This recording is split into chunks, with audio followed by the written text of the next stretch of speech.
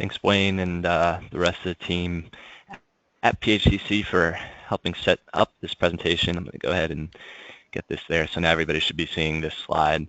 Like Wayne said, my name is Alain. I'm the Director of Marketing, and I'm here with Doug, who's our Director of Partnerships. And we together have been consulting for the PHC industry for I think a combined 15 to 20 years or so. Doug, you can quote me on those numbers or fact check me on those numbers, I should say. But we've seen this stuff happen time and time again, and we frankly love web marketing as much as anybody else out there. And one of the reasons why we're really excited to do this presentation for the second time this year, although we did a different topic in January, but it looks like there might be some familiar names on the call. We really love doing these presentations because we love sharing web marketing tips and suggestions, and frankly taking a topic that can be a little bit challenging for some businesses to either wrap their heads around or maybe even master, and just making it a little easier to understand and putting into plain English some strategies that can seem a little bit complicated on the surface. But in truth be told, when you take a look at this and you're able to dive in a little bit deeper, it can start to make some more sense. So that's what our goal is going to be today on this call, is going to be to make this as simple to understand as possible.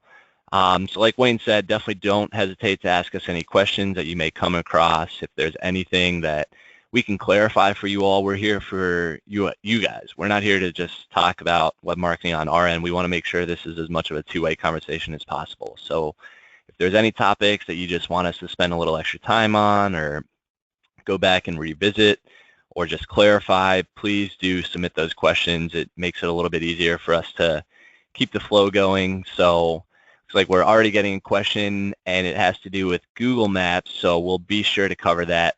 So stick with us, and we'll get that question answered as soon as we get to that slide. I just don't want to get ahead of ourselves and talk about it quite yet, but we will definitely answer that question. So just a little bit of background about why Market Hardware is doing this presentation. We are a web marketing business, but we happen to specialize in working with plumbing, heating, and cooling businesses, and we've been around for about 14 years, which in our industry makes us seasoned veterans. So we've seen a lot of strategies change over the years. We've shared a lot of those strategies with PHCC and their members.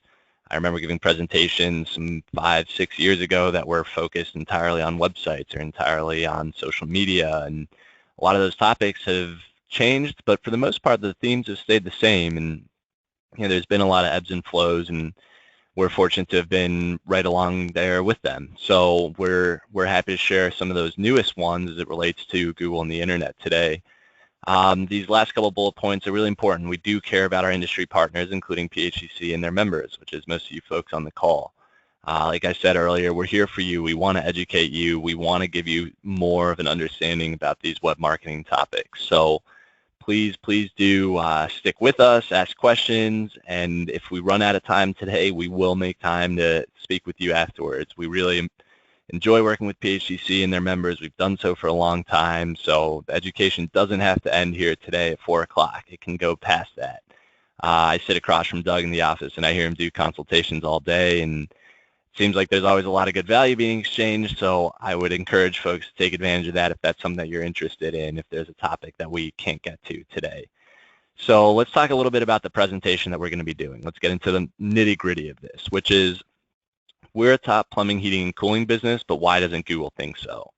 So there's a lot that goes into that when it comes to the internet, and these are sort of the topics that we're going to be talking about today, because the top PHC businesses, the way that they're building up their online reputation, their credibility as it relates to the internet, they're focused on these 3 areas: SEO for top local placement, reviews to convince possible customers to call you, and display ads to build up brand recognition. Now, it's hard to talk about all 3 of these over the course of an hour, so we're going to focus on SEO and display ads. Reviews, we're going to sort of keep that aside, although we're happy to talk about that, but it's becoming a bigger topic, and it's a topic that deserves its own set of attention.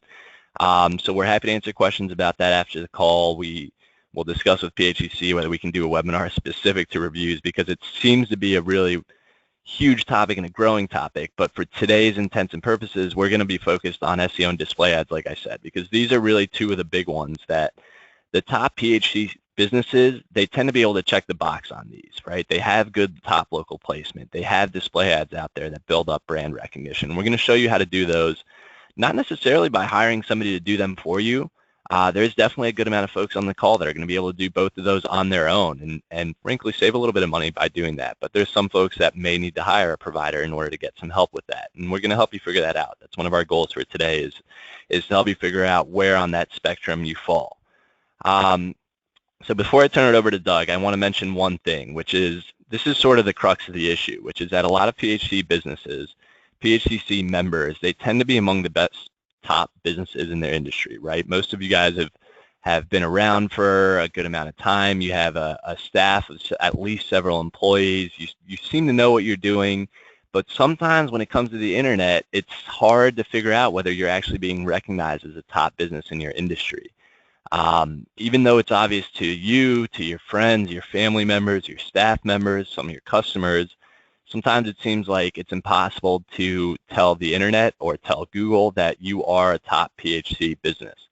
And that's what we're going to solve for. So Doug, let's jump into it and let's start with SEO and search optimization. It all starts with what search engines like Google are doing. And this is one that it's important to clarify, right? Because sometimes people get the wrong sense of what Google and the search engines are doing. So tell us a little bit what's happening behind the scenes at Google, and then we'll take a look at a search result landscape. Thanks, Alain. And folks on the call today, we realize this slide and probably the next one we're going to be going through some basics, some things you may have seen before, but having worked with PHCC members for 10 years now, we know how aggressively web marketing companies, and especially the scam artists that are out there, try to pitch you on different online marketing programs. In fact, we believe the industry you're in is one of the most aggressively targeted among web marketing companies out there because there's a lot of you, number one, and number two, there's a lot of competition, and that means everybody's looking for ways to separate themselves. So when it comes to how Google determines who should be showing up on page one, because to be very clear, it's Google that's determining that, not necessarily customers or potential customers visiting your website. They're constantly doing what's called crawling the web and building an index. An index is just essentially a snapshot of the web that Google takes. Nobody knows how often. Typically, we think it's about once or twice a week. And so when you see your search engine ranking shift, that's often because indexing has occurred. The longer that your website has been out there, and not necessarily this generation's website, but as long as you've had a website on the web domain, the www, for not to use buzzwords, that you've had a website out there, the more relevant that you're going to look to Google. But that's not enough these days. Google's looking for ways to differentiate companies from one another, and more specifically, they're looking for who they consider the most relevant for a specific search phrase. And Google looks at a website very differently than how you and I look at a website. When we go to a site, we look at images, we look at text. That's not exactly what Google is looking at, and we'll show you here shortly what they are and why it's so important to have that organized. But more than anything, when a business shows up, and we could be talking about pizza, we could be talking about a plumber, we could be talking about a tree care company,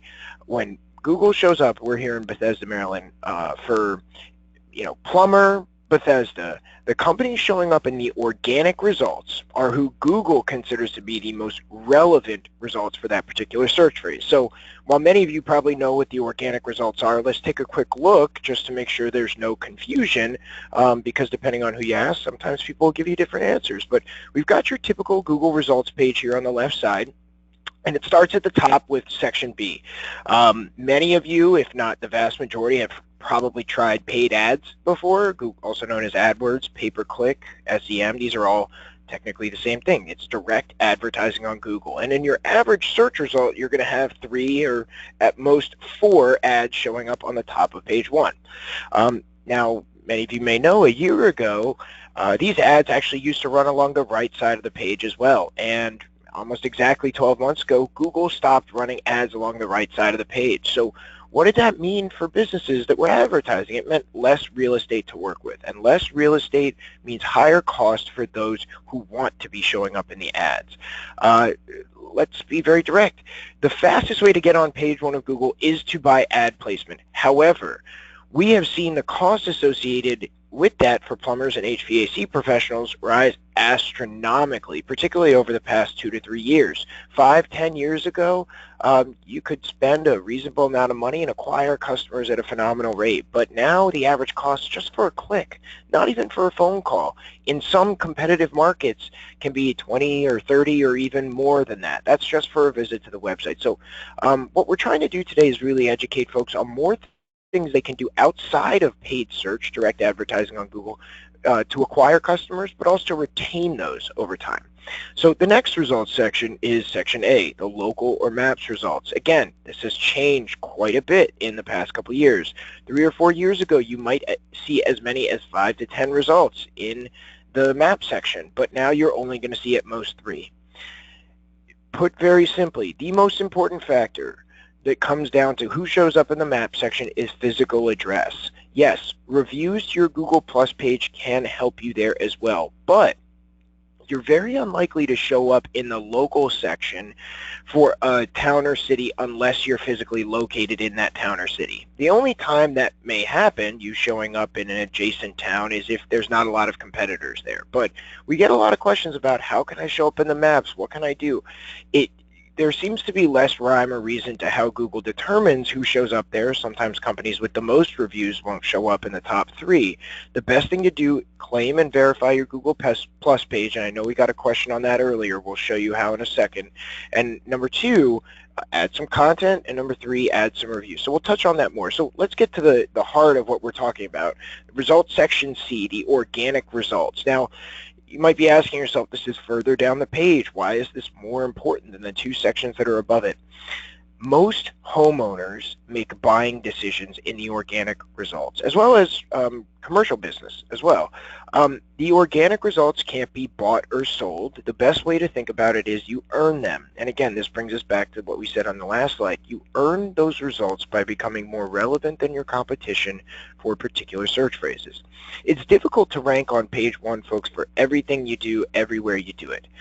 The most important thing is to identify those really top services you provide and the top towns and cities you do it in, and work over time to bring yourself up or have a provider do that for you.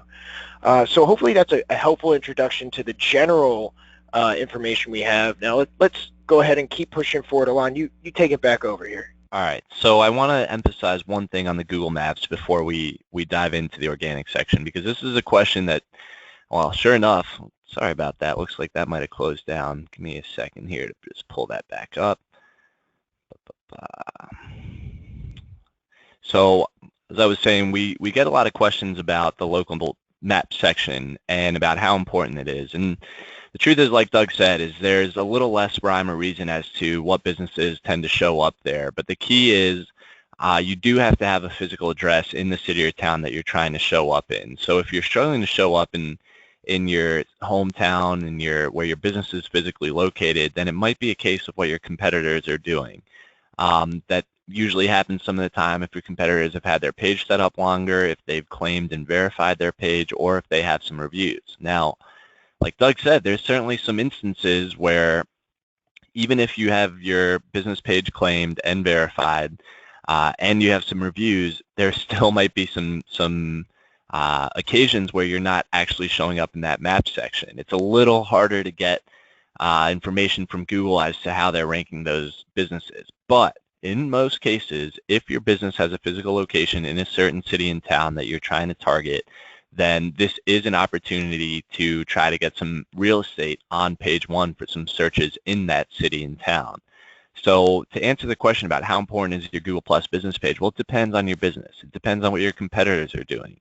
If you're in a big city or town and your competitors have not focused on this area, then that's a huge opportunity for you to get some placement, real estate on page 1 and drive some traffic to your website. Plus, it has a lot of really great information. If you take a look at the screenshot that we have here, you see address, phone number, hours, not just reviews from Google, but also reviews from the web, including Facebook, and a snapshot of those reviews, and some pictures that you can actually upload here. So really good opportunity. Plus, if somebody searches for your business name and you happen to have a unique business name, then you might see this snapshot come up on the right-hand side. So this can be a really great tool if you're trying to get a little bit of extra real estate on page one in the town that your business is physically located in. If you have some or need some help claiming, verifying your page, don't hesitate to give us a call. We can give you some information on how to do that. Doug, I don't know if you had anything to add on to that. Yeah, one quick thing to add, folks, because this is a question I get quite often from PHCC members. You may notice that your competitors have either created fake addresses or somehow verified a residence in another town or city, and it probably frustrates you to no end that they may be showing up in your market. Important note on that. Number one, we do not recommend using those tactics. If they have not been caught up with yet, and you may have noticed this for 6 months, a year, possibly more, Google will eventually catch up with those who use these kinds of tactics to show up. Just as importantly as that, if you have multiple pages, they can actually be marked as spam, and then none of your pages will show up. If that happens, you could lose all of the reviews that you had associated with your Google Plus page. You may not have your results show up in the map section again. So the moral of the story here, ladies and gentlemen, is don't try to outsmart Google. They will catch up eventually, no matter how frustrating it is to see your competitors do that. Try to play within the rules of what Google has outlined. Okay, we got another question about, is there a difference between a Google Plus page and a Google My Business page? And the answer is no. Google has changed the name of these several times over the last, I don't know, 10, 15 years. At some point it was a local listings, a listings page, a business page, a Google Plus page. But what we're really talking about is the same thing, which is your business page or your business account on Google. They have changed around the names for those over the years, but it's the same thing that we're talking about.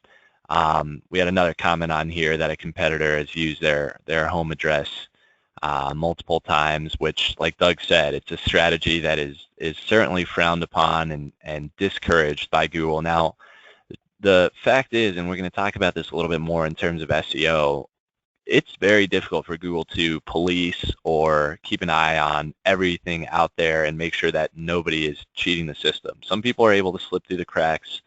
That doesn't mean that those strategies will work long term. And frankly, at the end of the day, I mean, we would discourage that. Wouldn't you agree with that, Doug? Yeah, we would. And for the individual who asked the question, certainly reach out to us after. We may want some clarification. It's uncommon for somebody to be able to use the exact same address for multiple Google Plus pages. That actually shouldn't be allowed. Usually Google will mark those as spam. If they're using multiple addresses that they may own, a storefront or a warehouse, whatever the case may be, it's possible to quote, get around it that way. But again, usually Google catches up. If they are using the exact same address for multiple listings, they will get caught up with. But I don't want us to get too hung up on this because we're getting a little behind on time. Feel free to contact us after the webinar. We're happy to address that with you. All right, so let's start to talk about some SEO and search optimization. And really, what we're going to be talking about is a sort of a full-scale strategy. So I love when we get to do this because we actually have a step-by-step set of instructions for implementing an SEO campaign, which frankly anybody can do, right? Whether it's you or your web guy.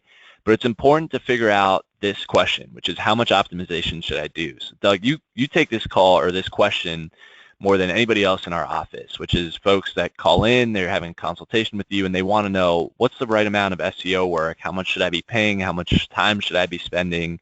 What do you usually tell those folks to figure out how much optimization they should do? So the first thing that Google is looking at, folks, when they're determining who is relevant for what is what's called your on-site factors, and that specifically relates to the HTML behind your website. HTML is what the code that goes into building your website and giving it structure is, as well as the content on the site. So that starts with using good search engine friendly and responsive structure. Responsive means that your website is mobile and tablet friendly, and it will adapt to that. If you're not sure if it is, certainly use Google's test tool or give us a call and we can help explain, as well as optimizing your Google Plus, Google Maps, Google My Business listing, all the same thing there. That's where it starts. And so it goes to the next level and it becomes about incorporating more keywords. A keyword is another word for a search phrase. Plumber, Bethesda, Maryland is a keyword. AC repair, Rockville, Maryland is a keyword. The combination of a service and a town or city is a keyword, and we call those keywords because that's how most people search for services. We'll show you some examples of that as well here, but tying it into the content of your website, this doesn't mean bulleting out every service you provide along with every town or city you do it in on every page. That's a frowned upon tactic, but it does mean tying it in organically to the content and then working to get high quality inbound links. So those links, an inbound link is anything else or anywhere on the web where your domain is listed, where if someone were to click on it, it would come back to your website. So if you're a member of the Better Business Bureau, you have a profile page. If you're a member of a local chamber of commerce, you're likely listed on their site. So those are quality inbound links, and that's where you kind of take the next step. The top of the line, or the advanced level, combines the previous strategies we talked about along with consistent updates. This isn't a set it and forget it strategy. Adding a little bit of social media in there as well. Being present on social media is important, but again, keep in mind, folks, social media, the more you post on Facebook doesn't affect your ranking, it just reminds Google that somebody's home and the lights are on. And then getting into blog posting. I talk to a lot of contractors who say that I'm doing SEO because I'm doing blog posting. It's important to note that that's not technically SEO. Think of SEO, folks, as a pizza, and each slice of that pizza has a different value to Google in terms of whether you have a successful SEO strategy or not. So when you tie in the on-site factors, you bring in the off-site factors with link building and things like that, and then you advance your content strategy over time, that's really where you start to differentiate yourself from your competition. You don't have to have a blog. It is a good tool for creating quality, relevant content. But as long as you're consistently doing this on your website or have somebody doing it for you, because again, this is complicated work and takes a lot of time, you're taking steps in the right direction. Two quick notes before we move on to the next slide. A very common tactic that I hear is, I've got somebody doing SEO for me. My response may be, well, what exactly are they doing? Are they working on your website? No, I don't think they have access to my website. If a company doesn't have access to your website and they claim they're doing SEO for you, hit the pause button, because they're not. It has to start with those on-site factors, optimizing what are known as your title tags, your meta information. I don't want to get too buzzword heavy, but that's what they have to be doing in order for you to start to be successful in your local market. So tying in the on-site, tying in the off-site, and moving on from there.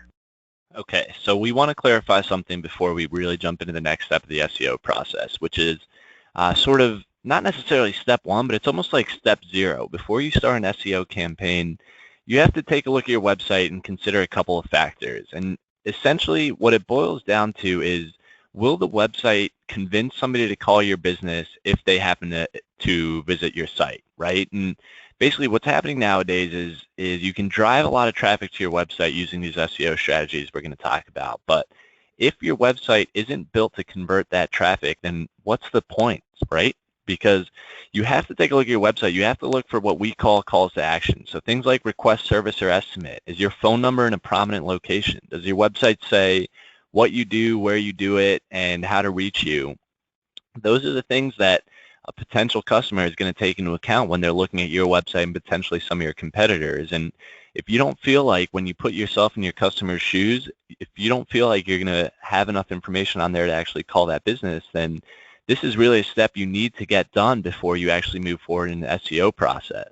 Another piece of this, which we have as the first bullet point here, is search engine friendly coding. Sometimes with templated do-it-yourself sites, they're not always built with the most search engine friendly coding. Now, we are going to spend a little bit of time talking about code, and I don't want anybody to worry or feel like they don't understand that. We're going to make it a little easier to understand, and most web providers do have familiarity with that. But at the end of the day, if your website doesn't have simple, easy to manage code, HTML, it's the back end of the website. And again, we'll show you some examples, and it's going to be hard to do an SEO campaign on that website. So these are little things that you have to take into account before you actually start an SEO strategy. Definitely take a few minutes, take 30 seconds even, and just look at your website. Does it say what services you provide? Does it say where you provide those services? Does it have a phone number that's easy to see? Those are little small bits that are going to help convert as much of your traffic as possible. So Doug, let's talk about an ongoing search engine optimization strategy. this is the basics that you talked about, right? And it starts with picking the right key phrases. Those are the ones that we want to show up for. So how do you pick your key phrases when you're undergoing an SEO campaign? What advice do you usually give folks? What you want to do, folks, is put yourself in the position of how your customers are going to search for your services. You might come at this through a different, more technical lens, and we want to think of it more as how are they going to look at what you do. So, for example, most people on the online, most homeowners are going to search using these short tail keywords. Plumbing, plumbing repair, broken pipes, AC service, heating repair, furnace repair. These are the ways that most homeowners are going to search because they're not experts like you are. Some people, though, tend to search using phrases like, where can I find the best plumber in the 50-mile radius around me? It sounds absurd to say, but it's actually much more common than you think. Everybody on the web searches for things differently. So what does that mean for you? It means you have to cast a wide net. Don't assume anything. Make sure that when you're focusing on wide audiences that you're sticking to what's important to you and where it is important to you. Don't forget the where. But make sure that you're tying in these short, medium, and long tail keywords organically into your content. So for example, if you look at the longer tail keywords, maybe you have an FAQs page and it says something like, how often should I clean my furnace, or things of that nature. And what that actually does is it creates valuable content. Of course, then you provide a reasonable answer, but it makes you more relevant for that because you're not just plugging and chugging every one of these things into every page of your site. Again, if it were that easy, everybody would be on page one. Google is always looking for ways to differentiate you from your competition. So you've got to be smarter about how you do this. Your provider has to be smarter about how they do it, because if they're just looking at it as, let's put every city on every page or create a page for every city, that's not a tactic that we recommend, by the way, then how are you going to beat your competitors? By being smart, tying it into the content organically, natural search phrases that say we've been providing plumbing and AC service in the Bethesda market, including surrounding cities like Rockville and Potomac, for over 25 years. Can't fit every city and every town in every page, but as you do this in multiple pages over time, you become more relevant in the eyes of Google. So this is really what Google is doing, right? If we think that the top plumbing, heating, and cooling businesses tend to show up highest on page one because they're the most relevant ones for certain searches, the top PHC businesses are taking these key phrases into account and they're putting them into strategic places of their website in order to show up higher for those searches. So Doug, let's take a look at where on the site we are actually going to put these services. So we know that we want to get those short-tailed key phrases, some of the longer ones, and we want to get them matched up with the right cities and towns. So tell us a little bit about what we're looking at on this page. I know that when I started at Market Hardware, the right-hand side of this slide, the HTML, the code, this is like a foreign language to me, but fortunately we have a couple pieces highlighted that are, I guess, extra important, right? So tell us a little bit about what we're looking at here. Yeah, and folks, just to recap one thing Alain showed on that slide before, when we showed you the site, we recommend focusing on really clean, really user-friendly websites. That's the consumer side of your site. What you and I see when we visit Domino's.com or something of that nature. You want to make it user-friendly, not overwhelm them, nothing flashy. What you're looking at on the right side is gibberish to all of us, right? This is what HTML is. Every website online, or the vast majority, are built using HTML. This is essentially the code that tells Google who you are, what you do, where you do it, in a well-structured way. So what we're looking at here, if you look carefully, the blue highlighted section says head, title head, German Plumbing and Heating and Cooling, thank you, Alain, Inc.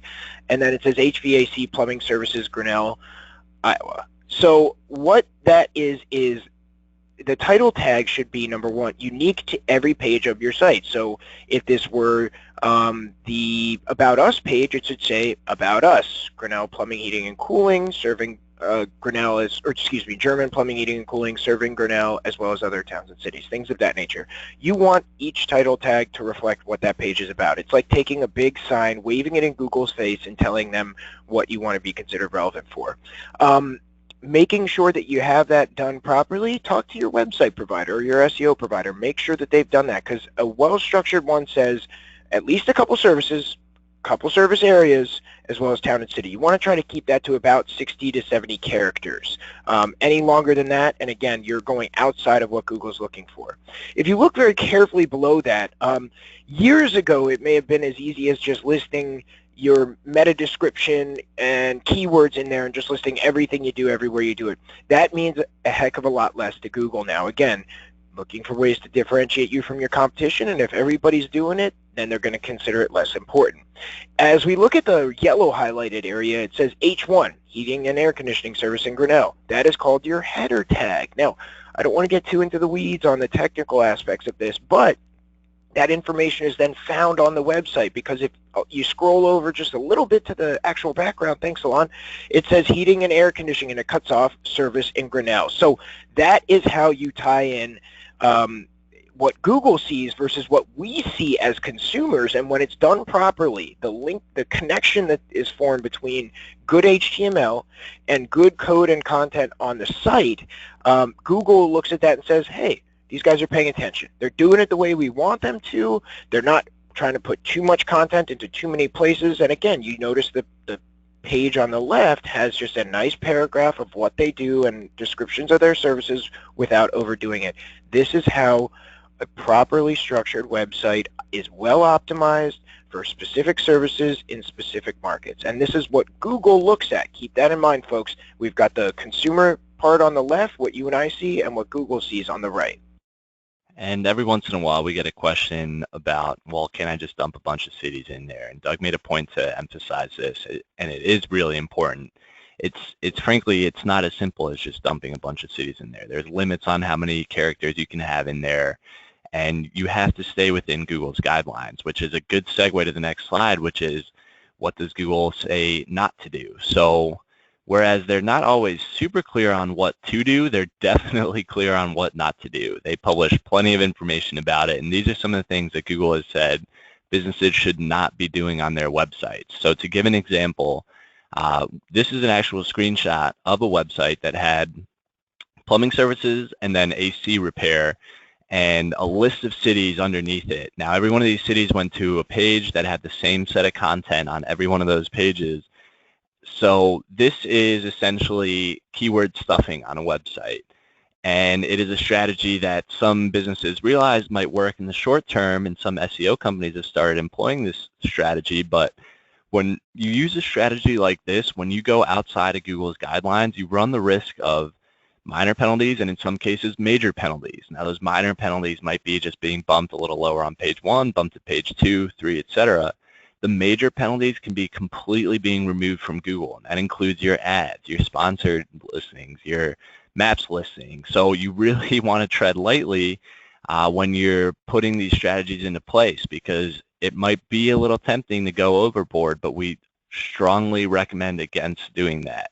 Stick within the strategies that they have come out and said, hey, this is encouraged. We want to see 2 to 3 cities in each one of your title tags. We want to see a service or a title of that page that actually matches up with the content on that page. So don't dump a bunch of services into the title tag or the header tag.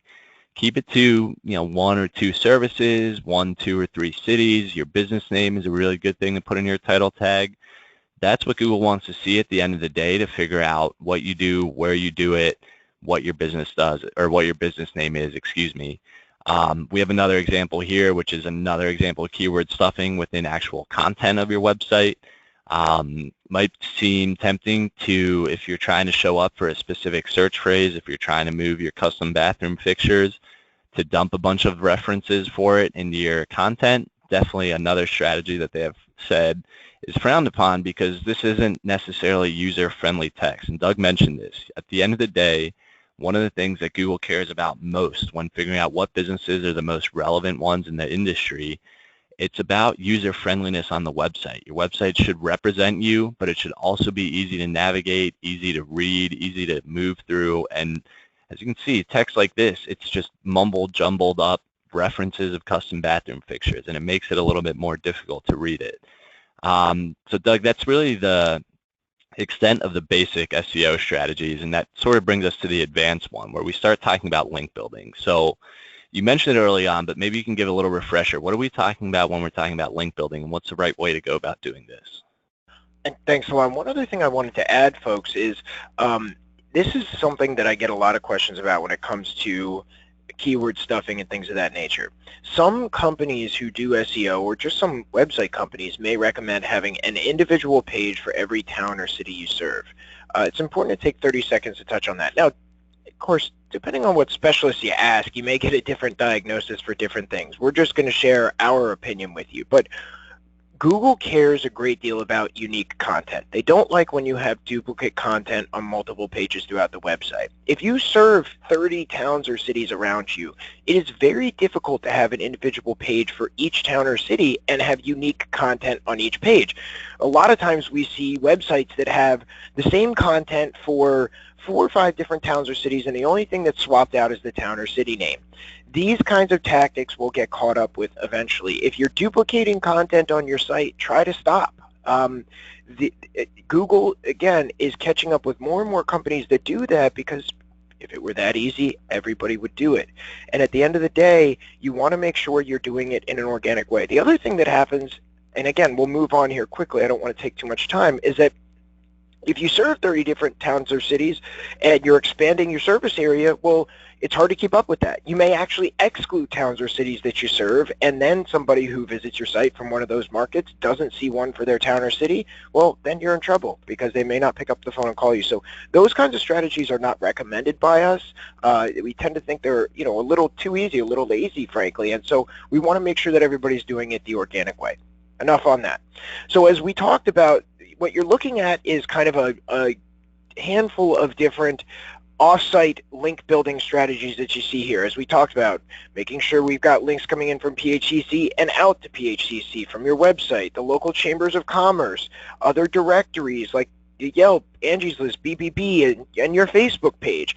Now, when Google's looking at your website, a lot of your competition are going to have many of the same types of connections. This means many people belong to the BBB, many people have your Facebook page. It doesn't mean you shouldn't create those links. It means where you start to differentiate yourself from your competition is when you have more links that other companies wouldn't think to have. So let's say you work with other local contractors, maybe not competitors, but possibly general contractors who hire your folks to do work for them. Well, if it's a company you trust, or maybe they're a couple towns over, make sure you add them as on one of your pages that says companies we trust, and you create that virtual handshake, the linking between the two sites. That's where you start to become a really smart marketer in the eyes of Google, because doing so really sets you apart from your competition. But this is where you go from a basic SEO strategy to the really advanced kind, and it's not about the quantity of links. We want to be there's a very fine line here. It is about the quality of those links. Previously, and still to this day, some SEO companies use what are called link farms, which are websites with 1,000 or more links on them. The problem is, when you are connected to a site like that, you become guilty by association. If those links have nothing to do with what you do or where you do it, and it doesn't take a leap of imagination to know all the things you don't want to be connected to on the internet, you end up actually hurting yourself. And it's hard to disassociate. It's called disavowing links from what has a connection that's been made before. So just making sure that you are aware of the links that are being created, that they're healthy, that they're coming from, another example is blogs related to the industry. It's something that we do. That's the right way to differentiate yourself from your competition. All right, so that's sort of the crux of SEO, and to recap the 3 steps to proper SEO. And again, these are the steps that the top plumbing, heating, and cooling businesses are using in order to get that top credibility and top reputation on the internet. They're claiming, verifying, and populating their Google Plus business page. They're going after the right key phrases that are being searched for most often in order to ensure that they're showing up highest. And they're doing link building to distinguish themselves from their competitors, because those are the things that Google, the search engines, they want to see those. The businesses that are doing those the right way are showing up highest in search results, and then therefore are building up their reputation online. Now there's another tip that we're going to talk about, which is display ads, because this is how you can really start to take your existing customers and turn them into repeat customers. And that's what everybody wants, right? Like there's that old marketing ideology of it's cheaper to keep an existing customer than it is to sell a new customer. And it's especially true in the plumbing and HVAC industry because there's so much repeat business to be had out there when you're not just necessarily servicing somebody's furnace, but you're also repairing their AC unit. You're also fixing plumbing problems for them. You might work with the same customer 4 times over the course of a year, and all that can happen with a small investment in terms of display ads. So the reason they can be so valuable is because a lot of the website visitors that come to your site, even when your site is built to convert visitors into callers, a lot of website visitors nowadays in this day and age aren't calling businesses right away. We're on the go, we're in line at Starbucks, we're stopped at a red light, and we're looking up businesses because we know that we have an errand to solve for later. We know that we've got some leaky pipes or maybe an HVAC unit that isn't working properly. So we're doing a little bit of research, but we get distracted. We're not calling right away. So sometimes these website visitors need that extra reminder. And there are stats that show that that audiences that are exposed to these ads, they're the ones that end up more engaged with advertiser sites. They stay longer, they consume more pages. This is a strategy that anybody can do. I'm going to be totally upfront about that. Anybody can do this strategy on their own. There's some technicalities, which we'll talk about, that can make it a little bit challenging, but nothing is stopping you from setting up one of these small campaigns on your own, and we'll show you how to do that. So Doug, it's a strategy that's called site retargeting, right? And this has been around for years and years, I want to say. Maybe you have a little bit more information on that, but I have a feeling most people on the line have had it happen to them even if they didn't realize it. So what is site retargeting and why does it work so well? Well, the most obvious example is probably Amazon. So I'm sure most of you have bought something on Amazon or maybe Home Depot before, and you visit the site and you look at a product or a service, and maybe you leave the site, maybe even buy it. But you may notice that as you continue to surf the web thereafter, you go to other websites, read the news, or listen to some music and things like that, the product or very similar products that you may have looked at actually follow you around as you surf the web. That is called site retargeting. It means that you've shown interest in a particular product or service. Therefore, Google is likely to display, the different ads are likely to display to you as you continue to surf the web. One important note here, folks, we are constantly being retargeted to by all kinds of different companies at any given time. So it's not as if the ad follows you around every website you go to, but Amazon's a company that does it very well because it's worked out very well for them and they make billions of dollars doing this. So imagine the same concept working in the services realm. Well, that's what retargeting does. If somebody comes to your website and looks at your services, maybe they're not ready to make a buying decision right then. Maybe they look around a little bit, but it's important for you to stay in front of them. This works as both a retention tactic and as an acquisition tactic. But what if somebody didn't visit your website and they're interested in looking at your services? Well, that is what's called search retargeting. So search retargeting is really intended for that acquisition piece. Somebody who may not have heard of you or may not have ever visited your website before. If people search for your services in your local market, it's possible to retarget banners to them as well, getting in front of them when they're looking to make buying decisions. So you're casting a wider net, not just those who know you, not just those who heard about you from a friend or a family member, but those who are looking for your services and may not know you at all. This is what makes it such a great tool, because it's not just about acquisition, it's not just retention. If you take the 100,000-foot level view of it, it's brand building. It's staying in front of people. Maybe they did make another decision. Maybe they put the decision off, but they're going to remember you. They're going to remember your name. And I'm sure a lot of you are saying, man, I find those banners so annoying. They're following me everywhere. Can't stand them. And not everybody looks at it that way. But guess what? They work. People are more likely to pick up the phone and call a company or visit the website of a company and submit a form when they have been retargeted to than when they haven't. And if Amazon's doing it, they must be doing something right. So you can go ahead and target these folks, drive traffic to your website very inexpensively, and one of the most fantastic elements of this is that it is cost effective. You're not paying for clicks as you are with advertising on Google. You're paying for what are called impressions. An impression is each time the banner is shown. It costs, depending on who does this for you, about 1 cent for every time the banner is shown. So that means for $500, you're getting 50,000 ad impressions. Seems like a lot, right?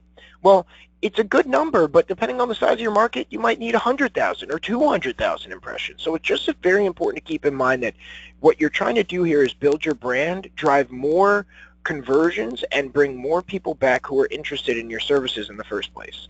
All right, so I mentioned that anybody can set up these campaigns. You can do them on the Google Adwords network. There's a couple of other places where you can set them up.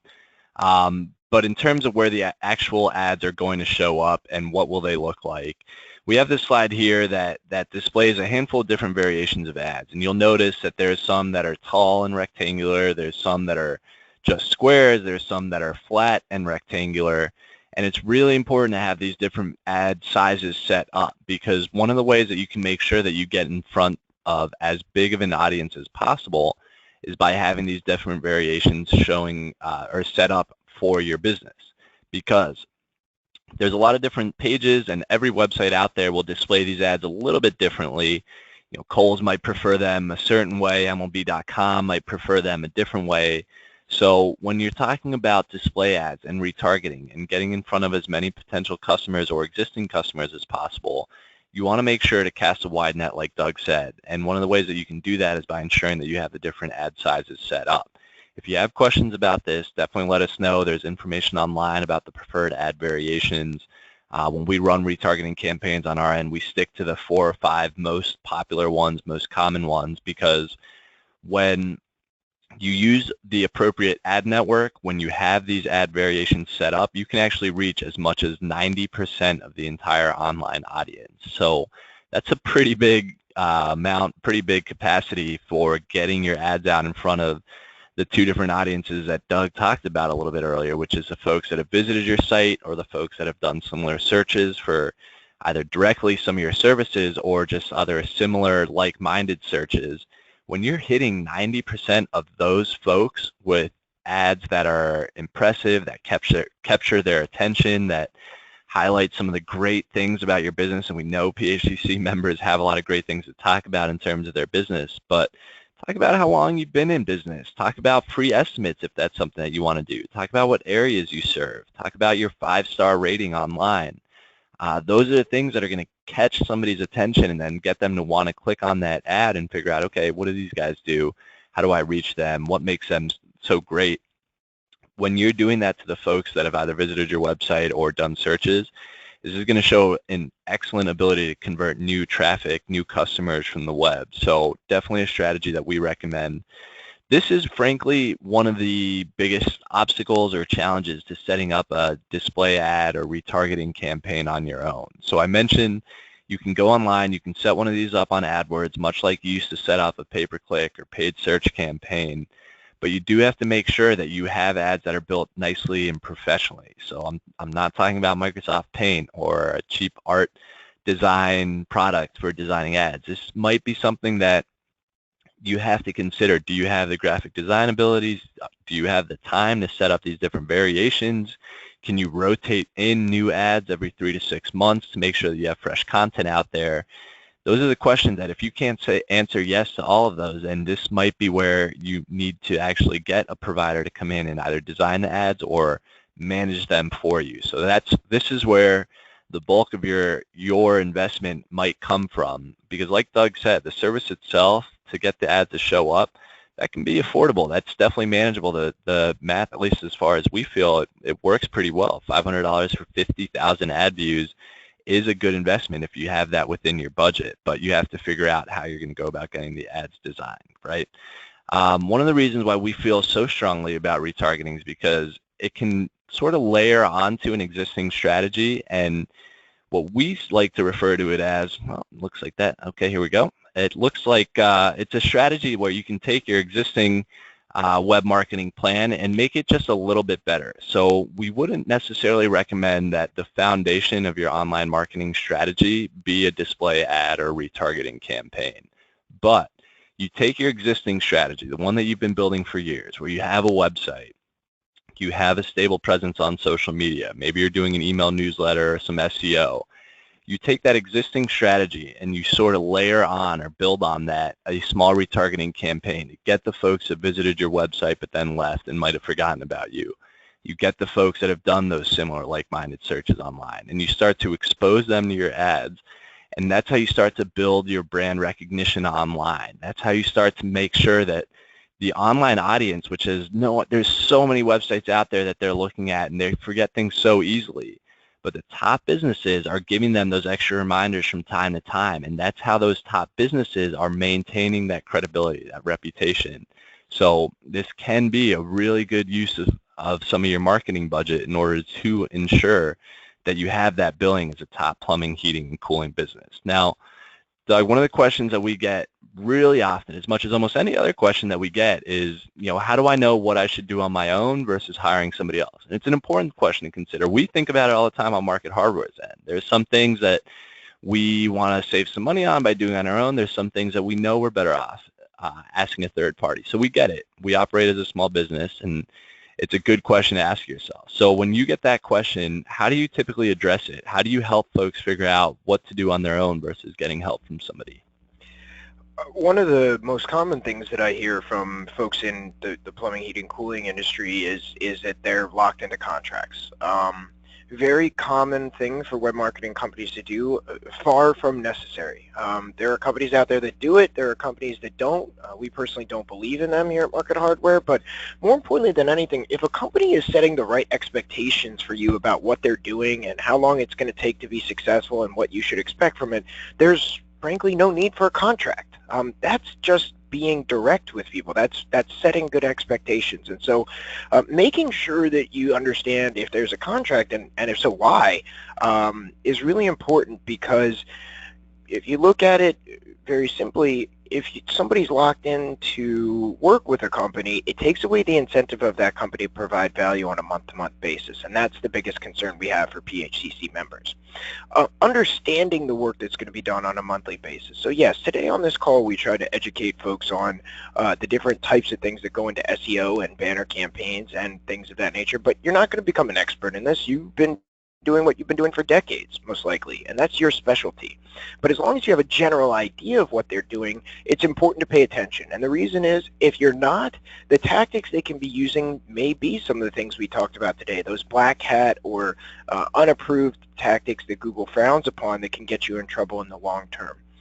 One of the most underrated aspects of finding a good web marketing provider is industry familiarity. So yeah, it's easy for us to say that. We work with folks in the industry, obviously, but we look at it this way. If somebody's great at building websites for a car dealership or a restaurant, that's great, but they may not know the first thing about how to structure a website to make it conversion friendly for a plumber or an HVAC pro, and that's what turns your website from an online business card into an online marketing machine. So make sure they have some experience working with folks in your industry, at least a handful of websites or web marketing efforts that they've done before.